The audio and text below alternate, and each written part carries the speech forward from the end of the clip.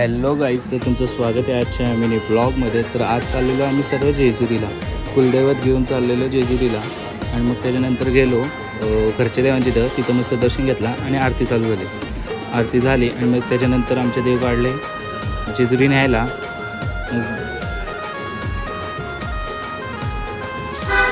त्याच्यानंतर आम्ही सगळे बसमध्ये बसलो आणि निघालो जेजुरी जायला. त्यानंतर अर्ध्या रस्त्यात थांबलो आणि मग सगळ्यांनी भाकरी खाल्ल्या. भाकरी खाऊन झाल्या आणि मग निघालो. तर वातावरण असं झालं होतं जेजुरीचा. आणि मग त्यानंतर जेजुरी पोचलो.